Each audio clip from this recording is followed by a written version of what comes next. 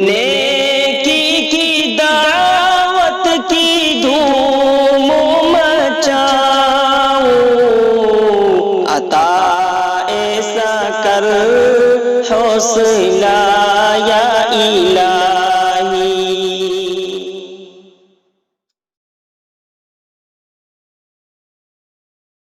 بسم اللہ الرحمن الرحیم۔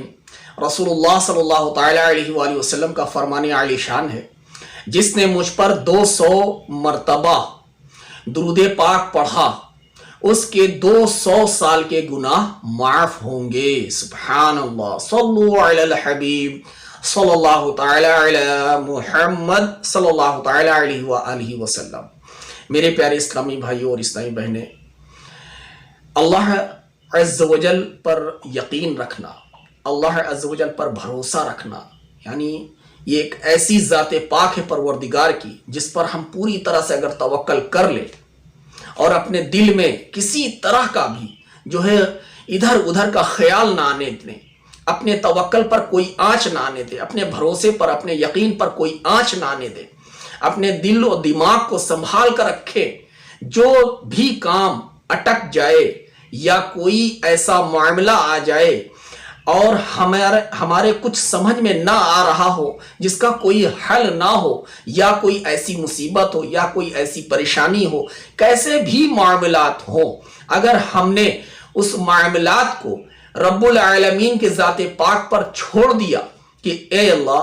عز و جل اس مصیبت کا، اس پریشانی کا، اس کام کا یا جو بھی معاملات ہو، اس کا حل فرمانے والا تو ہی ہے، اے اللہ یہ میرے بس کی بات نہیں ہے، اے اللہ اس پریشانی کو، اس مصیبت کو، جو بھی معاملات ہو، اے اللہ تیرے حوالے کرتا ہوں یا کرتی ہوں۔ یقین مانے اگر اتنی بات آپ نے تہ دل سے، دل کی گہرائی سے اللہ کی بارگاہ میں اللہ کے سپرد کر دیا اپنے معاملات کو، تو یقین مانے کہ اللہ اس چیز کی حفاظت فرمائے گا،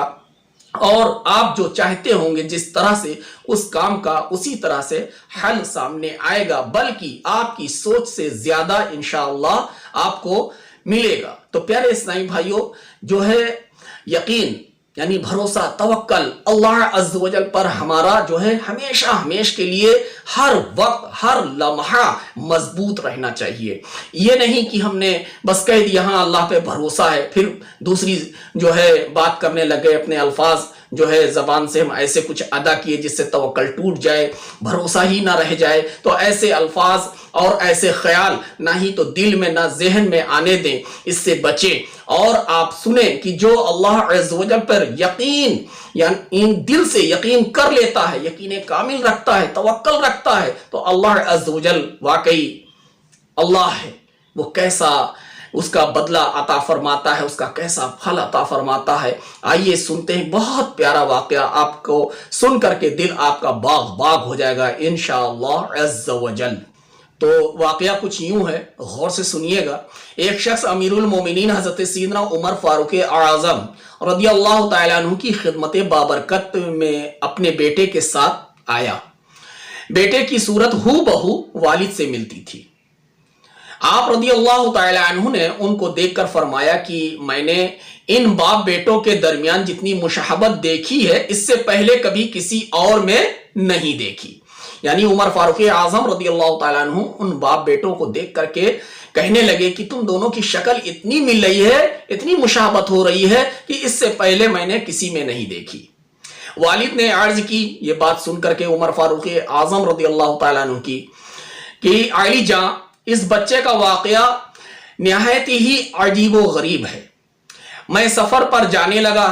تو یہ بچہ ماں کے پیٹ میں تھا۔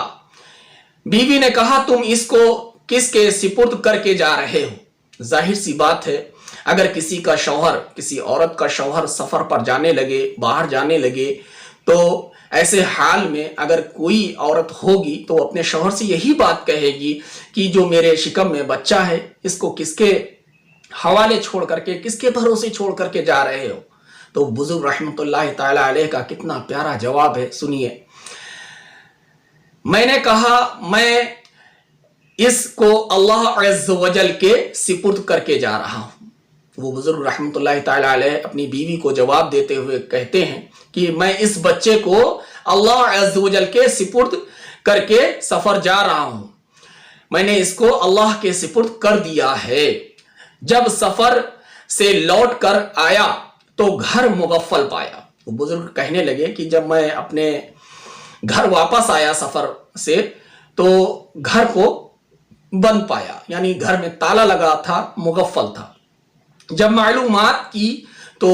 پتہ چلا کہ بیوی کا انتقال ہو چکا ہے۔ پڑوسیوں سے پتہ چلا کہ آپ کی اہلیہ کا، آپ کی بیوی کا جو ہے انتقال ہو چکا ہے۔ جب یہ بات پتہ چلی وہ بزرگ کو، یعنی شخص کو، کہ میری بیوی کا انتقال ہو چکا ہے، تو ان کے دل میں خیال آیا کہ چلو اپنی بیوی کی قبر پر جا کر کے فاتحہ پڑھ لیتے ہیں۔ تو یہ بتاتے ہوئے کہنے لگے کہ میں نے فاتحہ پڑھنے اس کی قبر پر گیا تو ایک روشن شعلہ اس کی قبر پر دیکھا۔ میں نے سوچا بیوی تو نیک تھی، بھائی ظاہر سی بات ہے ان کی اہلیہ ہے، ان کو معلوم تھا کہ میری بیوی کتنی متقی، پرہیزگار، نیک ہے، یہ شعلہ کیسا ہے اس کی قبر پر؟ یہ ان کے دل میں خیال آیا اور سوچنے لگے، بڑا تجسس ہوا ان کو، بڑے فکر مند ہو گئے اور یہی بات سوچتے رہے، حتیٰ کہ انہوں نے کیا سوچا کہ میں ضرور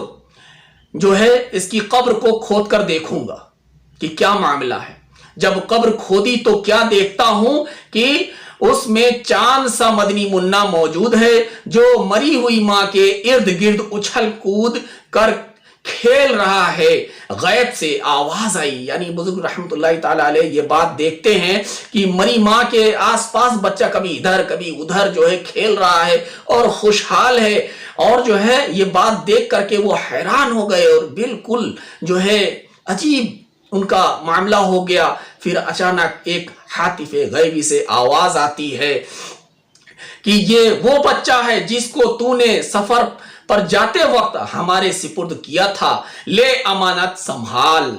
اگر بیوی کو بھی ہمارے سپرد کر جاتا تو وہ بھی تجھ کو مل جاتی۔ سبحان اللہ، یہ ہے ہمارا پروردگار۔ پیارے پیارے اسلامی بھائیوں اور اسلامی بہنیں، دیکھا آپ نے کہ اس واقعے سے ہمیں یہی درس حاصل ہوتا ہے کہ جو اللہ عز و جل پر، یعنی اس کا بندہ یا بندی توکل کرتا ہے، بھروسہ رکھتا ہے، یقین کامل رکھتا ہے، تو اللہ عز و جل اس کا بدلہ کتنا بہترین عطا فرماتا ہے۔ تو ہمیں بھی چاہیے کہ ہم اللہ پر اپنے جو ہے بھروسہ رکھیں، اپنے یقین میں جو ہے ایک ایسی مضبوطی رکھیں کہ نہ تو دنیا کی کوئی بات ہمارے دل پر، توکل پر اثر کرے، نہ ہی تو جو ہے کیا بولتے ہیں شیطانی کوئی حملہ ہونے دیں۔ جب ایک بار اپنے معاملات کو اللہ کے سپرد کر دیں تو اس میں کشمکش نہ ہونے دیں، نہ اپنے دل و دماغ میں، اور نہ ہی اپنے زبان سے کوئی ایسا الفاظ ادا کریں جس سے ہمارا توکل ٹوٹ جائے۔ کوئی سوچ سکتا ہے کہ جو ہے حاملہ عورت جو ہے انتقال ہو جائے، قبر میں چلی جائے، دفن کر دی جائے، اس کا بچہ جو ہے اسی قبر میں جو ہے کھیل رہا ہو اور زندہ ہو؟ پیارے اسلامی بھائیوں، جب اللہ عز و جل جسے چاہتا ہے اپنی قدرت سے نواز دیتا ہے، دکھلا دیتا ہے کہ دیکھو تم نے جو ہے اس بچے کو میرے سپرد کیا تھا تو